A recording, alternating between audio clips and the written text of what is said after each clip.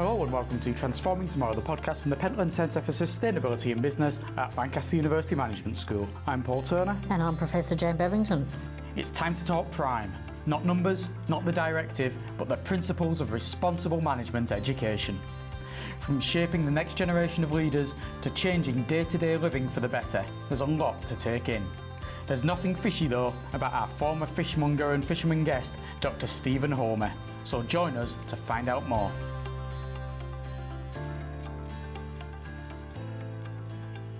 Jan, our time in Malaysia is slowly winding its way towards a close. And have we left the best for last? I don't know. I don't want to offend the person who's in charge because whilst our podcasting days may be over, we still have a couple of days left in country. So I know. And remember, the person we interviewed first, contacts with the Prime Minister. I'm not saying anything. But I'm sure we've got a jolly good topic to come on. I think in this room we can agree we've left the best to last. You realise how podcasts work, yeah? It's not just three people in the room here who are going to hear it. Mystified. Okay. Well, what are we going to talk about today, Jan? We're going to talk about PRME, or the Principles of Responsible Management Education. Which is a bit of a mouthful, but it all will become clear. It's something that, whilst we're speaking today in the context of Sunway University, where we are once again, just outside Kuala Lumpur and Malaysia, applies across the whole globe and indeed with ourselves at Lancaster. It does indeed. So it's an international initiative. It's under the auspices of the UN. It's about seeing how management schools make sense of the SDGs. Yes, so today we're going to be joined by a Pentland Centre member all the way in Malaysia who regularly joins Pentland Centre meetings at ridiculous hours of the day. We're joined by Dr. Stephen Homer, who is Director of the Yunus Social Business Centre here at Sunway Business School, and we're in Petaling Jaya. Did you know that? Oh, I did. I thought we might be over in PJ, yep. Yes, we are. We're in Petaling Jaya, which is just to the southwest of Kuala Lumpur. This is where Stephen lives and where he operates as the key Pentland Centre supporter in Malaysia. Stephen, hello. Hello, thank you for having me. After that big intro, this better be a good episode. Oh, I'm sure. I've got no doubt. No doubt at all. Stephen, can you tell us a little bit about yourself, your academic career, and what drew you to work here in Somewhere? So I've been in Malaysia since 2017. I came here to do my PhD. Prior to that, I was undertaking my master's back in the UK in Bournemouth University. We came here for a conference and I got talking to the Vice-Chancellor and some of the other senior management while we're here. And that led to me being offered a studentship to come here and continue as I was. What drove me, my interest in the sustainability to come here and do my PhD was my prior work experience. So I've worked as a commercial fisherman, fishmonger, also supermarket manager, and all these industries, there's real struggle for sustainability. So much waste and other things being disposed of, and that drew my passion. Coming to Malaysia, I found it very interesting. Obviously, you two have seen Sunway and the sustainability efforts we're doing here. So for me, this was like an opportunity to do a bit of research into what drives it, what the interests, which I've evolved since being here. But generally, Malaysia is on the cusp of being a developed country. So it's not developing, it's not developed, it's sort of on that bridge. And that's why it's so interesting, as to see how it transitions. Certainly that would be my impression of it from what we've seen in the time we've been here, Jan. There's parts of it that look really well developed, parts of it that look underdeveloped, and parts of it that look like they're starting to be developed. And I think when I was doing the research, it's middle to high income emerging economy. So there's a sense in which there's a lot of high tech here, there's a lot of industries, manufacturing, etc., as well as quite a lot of land-based work as well still.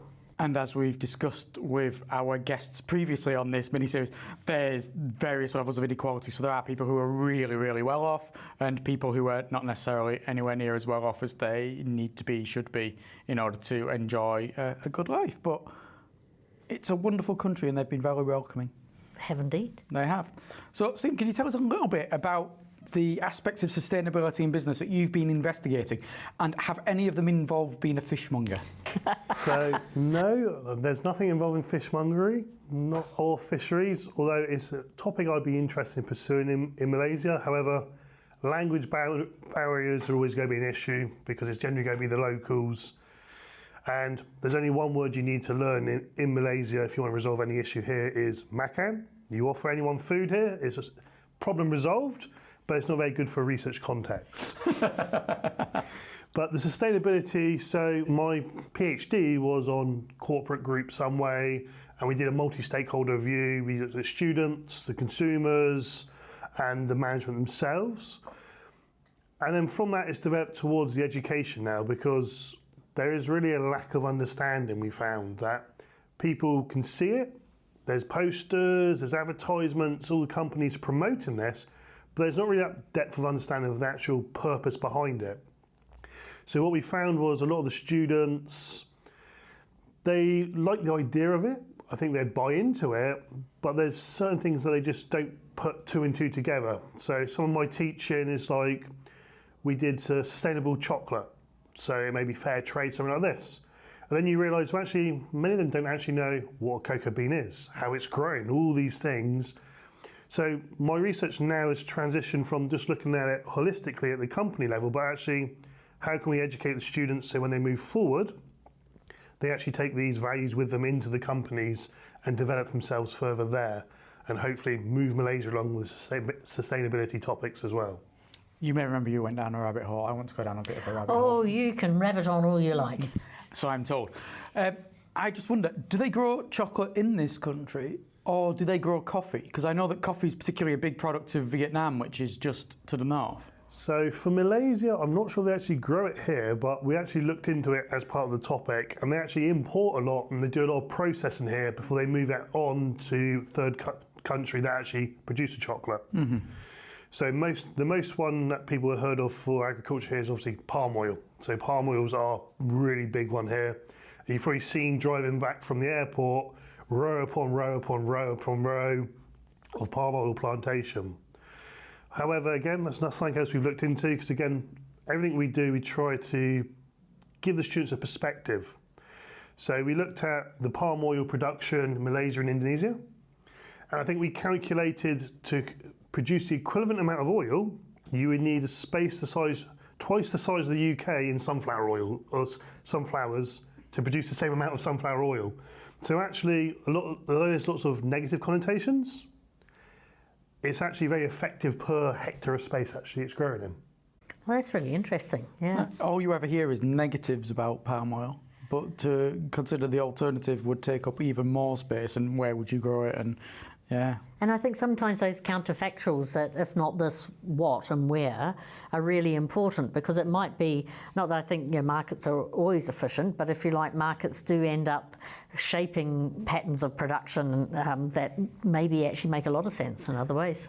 Yeah, and you hear the same arguments sometimes made around things where there are alternatives. Like, say, for fuel, there are alternatives in, not necessarily all the time, but in a good number of cases for using fossil fuels. I'm not saying you could fly an airplane on solar power. I don't know if I'd trust that, but there are for various other aspects of energy. But yes, for things like palm oil, hang on a minute. You telling me if I want the alternative of sunflower, which everyone says is so much better, actually we need to take up, I don't particularly want my house to be turned into a sunflower oil plantation. I think it would be a very jolly place to have sunflowers everywhere, but I see what you're saying. So one of the things that you talked about, Stephen, in there is how these understandings are brought into the classroom and with students. And so this might be a good time for our listeners to hear from you about what is PRME and how does it work? PRME is a set of values. So we've got 7 principles. I think 7 now, it used to be 6. They've recently changed it. But the idea is, I don't think people should be bound by that. It needs the flexibility in it. So it's not a one-size-fits-all sort of tick box exercise. Each university, each signatory member can define its own values, its own principles of how it wants to achieve the overall outcome of making responsible managers. So here for us, we're only a signatory, I think we just come up to 2 years now. So we've been doing a lot of research just to understand the students. So what are their perspectives now? What do they want to learn? How do they want to learn it? So we've done many, many research workshops. We also did a big survey, which we're working on getting published now, across the university for the business school anyway. We had over 500 participants of the nearly 4,000 students, so it's quite a good response rate. But what we found was the recurring theme that Malaysia is still a developing country. There's a real economic focus because they want the same extravagant lifestyles as in US or UK. So they're here, they do care about sustainability if it's in their face. But there's also that push that, we want the same lifestyle as elsewhere in the world. Why should we be disadvantaged? So there's also a driving factor to find the economic success. So the idea of the centre, my centre, the Unit Social Business, is to try finding that balance. So the entrepreneurship, the creative thinking, in tandem with a sustainable sort of drive behind it. So we can find the balance that, yes, these people can make enough money and improve their standard of living, but in a sustainable manner that's not going to be detrimental to social outcomes or to the environment. Because Malaysia has a huge number of migrant workers as well, so we bring in a lot of people who work, but unfortunately at the same time a lot of highly educated young people are leaving the country for better jobs elsewhere. So even that in itself is unsustainable. You can't have a big brain drain, everyone going out, just to replace with blue-collar workers in the factories. And is there a sense within the Malaysian statistics of where people are going to when they're leaving the country? I don't have the statistics, but from conversations I've had, one of the favourite ones is actually to stay in Malaysia, in the south, and work in Singapore. So you get paid in Singaporean dollars, and then you come home to Malaysia. But also there's a big transition of people going to the Middle East, Dubai, places like this, because you can get very high qualifications and good skills in Malaysia. The education system's very good. However, if people aren't willing to pay for it here, they're quite happy to move around and find where they're going to get paid well. Yeah, I think we should explain the geography for those not necessarily familiar with Malaysia, that right on the very south of Malaysia is Singapore. Yeah. So that's, or right on the very south of mainland Malaysia would be a better Peninsula word. is the term. Peninsular Malaysia. Right on the very bottom of Peninsular Malaysia is Singapore. Yeah, so it's interesting that, because from the discussion we have with Mahendran a couple of weeks ago, you would see that in the 50s, the 60s, everyone was going away to Europe, to America, to Australia, New Zealand, etc. And now they're maybe going away, but not going so far. And so, yeah, interesting. And when you were talking about that, you talked about the Unis Social Business Centre, or words to that effect reorganised in the correct order. Can you tell us about that? So, as part of the vision of the university, Prof. Eunice's idea, he was the founder of the microfinance movement. So his idea was to give money to poor people, to microloans. So effectively they never got themselves in a huge amount of debt. It was just for day-to-day expenses rather than them going to loan sharks. Banks wouldn't touch them. So this is where it developed, and Grameen Bank and all its subsidiaries now in Bangladesh, and then he won his Nobel Peace Prize as well for his efforts. But the Unis Social Business Centre is actually a global thing now. So I believe there's 127 across the world. So many of them are actually now looking, some are more proactive. So some actually have offshoots where they actually start businesses. I visited in Thailand. There's a group there, they actually split from the university to have an independent startup sort of foundry environment. There's others that are more academic. I met someone from Scotland, and they look at the health side of things, so social business for the health industry. Our perspective ties into our PRME, is that we want to prepare students. So again, like we're saying, students are very economically focused here. So we can't say you need to not make any money, put it all back into the business. It's not going to work. Our idea is to give them the sustainability skills and the entrepreneurial creative thinking skills that they can do social good whilst they do business. So we're slightly off at a tangent to the overall focus, but it aligns quite well with what we're trying to achieve here. And it seems like that aligns quite well with Prime.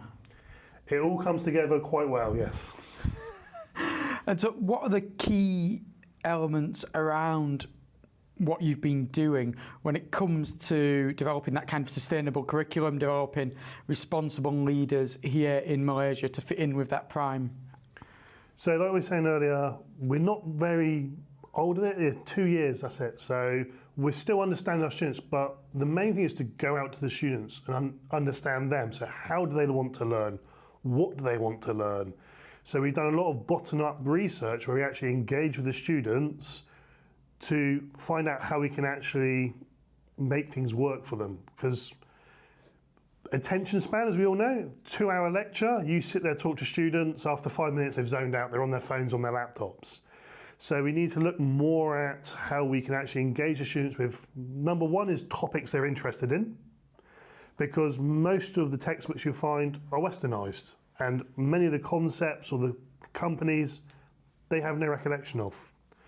But then it also needs to motivate them. So they need to see the outcome from it. So can they make money and be sustainable at the same time? Case studies on that, or activities that can really motivate them that actually, I want to do good and I can make money at the same time. So what challenges are there then for students? You've said that there's the challenge for the students because they've sort of got maybe a very economic mindset.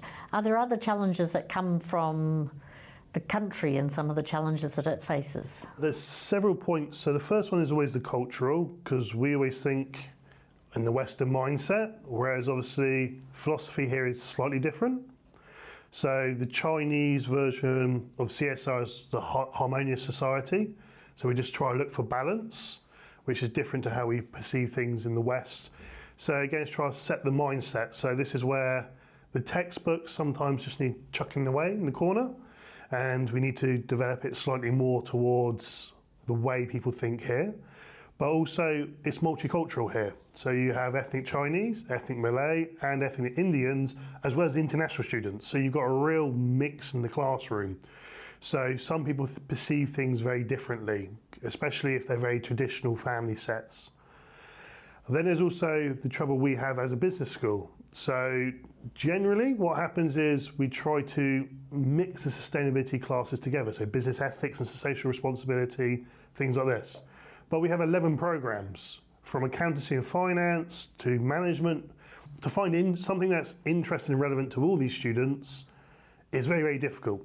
So with the new curriculum we've launched beginning of last year, and as we cycle through, it will split into two, so it'll be sort of like a non-accounting and an accounting side. Whether that's enough, we'll find out shortly, hopefully. But more breaking down to make sure it's tailored to the students. They need to actually grasp the concepts. What levels of enthusiasm do you have among the students here then? It will vary massively. So you have some that are hugely enthusiastic. Every sustainability event they'll volunteer for, they'll be there, they'll join everything. And then you have other students, I'm going to be careful now, but there's the accountancy and finance students who How dare you say that? how does this align to what I'm doing? I'm here to learn about money. I don't care about it. So there is polar opposites, but not across the board. Each subject, each program will have some that are really not interested and others that are really enthusiastic. So it's try to find that middle ground to engage them, to at least have some basic understanding of it. It's been a long time since we've had some discrimination against accountants on this show, and I'm all for it. That's how the students feel. What about other researchers and academics? What's the level of interest and engagement with sustainability research here? So sustainability research is very, very big. All the internal grant funding needs to be aligned to the SDGs, various frameworks, the Malaysian plan at the government level. So we need to make sure everything comes together within the sustainability way of doing things. We also do a lot of the rankings on the sustainability indexes now. So the Times Higher Education, the Green Campus, I can't remember the exact title of it, but we're aligning to these things. But also in the economic sense, it's logical. So as we discussed previously with the three of us, we're saying about going vegetarian for the school meals. It saves a few ringgits because it's non-meat, but also reduces the carbon footprint of what people are eating. And in Malaysia, simple things like making sure the doors closed, good seals on the doors for the aircon, so you're not wasting energy. So the appeal's there, it helps us financially, and it should be the lecturers are becoming role models for the students. So they need to engage more and more. And at the same time, this is where it links together, is if they're researching on sustainability, they can bring that into the classroom. And then it's hands-on, the students can see something really relevant. Most of the research is going to be conducted within Malaysia, so the gap there where they can't see the connections is actually diminished. And I think something that struck Paul and I when we were walking around is that the big tile sets of the SDGs, on walls. When we were at the coffee shop, there was a plastic-free coffee shop, and so it seemed that these sustainability values are at least signposted all over the place, and students, it's in their face should they wish to engage with it and maybe to understand it better. So that's a big difference compared to the Lancaster estate, which isn't very labelled up at all. Yes, yeah, we should stress that when you're saying that, you're talking about the coffee shop we've got here at Sunway, and the signs all around Sunway for the SDGs. There's the plastic-free campaign, there's lots of water bottles, filling stations, and all the labels there. There's signs about how Sunway is like a big sustainable city, and talking about how the water, the energy, how everything's there. There's loads of stuff about sustainability all over the place. You can't avoid it. You've got to see it. And I know when we were talking earlier, you said sometimes it's getting that into the mindset so they're actually acting on it and know what it means. But a first step is to get it out there so they can see it. Yes, most definitely. So yes, everywhere you go around Sunway, anyone who's been here or even online, the whole campus is plastered with details. But it's that step from the awareness, so they're aware of it, but what their actual actions are. So some of these things we can control, like the campus has a policy, all the suppliers on campus for food and drink, no single-use plastic. Very simple, that one's enforced across the board, so they have no options but to do it. But other things, sort of like behaviour, like saving water, so washing your hands, don't leave the tap running, or closing doors, make sure there's a good seal, switching the lights off, shut down the computer. These things are more behavioural, and you can't enforce it. You need that change in mindset, because we've got the business school now. I think we're about 4,000 students. So even though small actions, when you start multiplying it up, 4,000 students and across the university, and then you think our campus embeds the university, the college, and an international school, these small little behavioural changes can actually make a big difference. And they can take these behaviours back home with them, I guess. They don't have to just take these behaviours and act one way some way, and then as soon as they go home again start acting a different way. It's something that hopefully gets ingrained in them. Absolutely. And maybe for our last question, because that was, what you're talking about was quite inspiring. So, and we've been asking people in this series, what's been inspiring them, what have they drawn hope from, what do they find encouraging, and what they're seeing. So, ask you, because super happy, positive kind of guy you are. I think is that a dig at me? My phrase is usually, everyone's on the positive side, mine is ever the pessimist. Stephen, do not worry about this. Jan frequently accuses me of being a massive pessimist. It wasn't that long ago that he said that there are 3 people in the room, 2 optimists and 1 massive pessimist, and looking very much at me. So I think Jan just thinks everyone who's not her is a pessimist. Yes, so we've done the pessimistic and the accountancy bashing today. Paul is empowered. Yeah. So yeah, what are you optimistic about? So optimistic, I think we're moving in the right direction. So by having sustainability across campus, policies in place, the behaviour will start to improve if we can actually get through to the students with the actual teaching, why they should do these things, and where they can actually see the impact. So I can't remember where it was, I think it was in the UK when they made the giant well of plastic bottles to demonstrate this is how much waste goes in a certain amount of time. So something here similar that's going to show the students that actually I can change my behaviour and it's going to have this impact. So maybe we can do some sort of art project or something similar where you can demonstrate, this is the impact of what will happen if you don't do this, and then see can we get that behavioural change. So I think the main issue is Malaysia is very hierarchical. So can we spur that creativity in the students that they actually start being more creative and look at things? And that actually leads me back to a project I did before, which was on AI art with future cities. How can they make sustainable cities? And the students really enjoyed that because they had the AI art tool on ChatGPT and they had freedom to do whatever they wanted. And they only had to share what one they wanted to share. So that freedom without the hierarchy, they actually were very, very creative. So it's trying to unlock that to get the problem solved. So optimistic, we can do it. Pessimistic, we still got to unlock that creativity within them. A fine balance. A fine balance. Well, it was all about balance in this podcast, I think. Yeah. Stephen, thank you very much for joining us. Not a problem. Thank you very much for having me. Stephen really doesn't seem to know whether he wants to be optimistic or pessimistic about students, does he? Well, for somebody who might claim to be pessimistic, he spends an enormous amount of time finding out what they need and catering to their needs. So I think he's not really a pessimist. Yeah, maybe a realist would be the best way to describe it. Yeah, he recognises the challenges that are there and then tries to find ways to address them. And it was really nice to have a wee secret bit of ocean and seafood and fish in the podcast. I know I wasn't expecting that. Were you expecting that? Did you know about Stephen's secret past as yes, a fishmonger? I did know. But also it's quite interesting in that if you have slides for Seaboss, he can tell you what gear a vessel's carrying. So he's got a really interesting sort of practical, lively, fishy interest to kick him off. And some of the stuff you mentioned about actions and what students can do in their everyday lives rang true for some of the experience we've had while I've been here and we've been here rather in Kuala Lumpur. And he was talking about the doors being sealed so the aircon doesn't leak. I mentioned this to you about the fact I essentially came across what was the equivalent of an air conditioning airlock in one of the malls that we were at, where I was wondering why the door wouldn't open in front of me.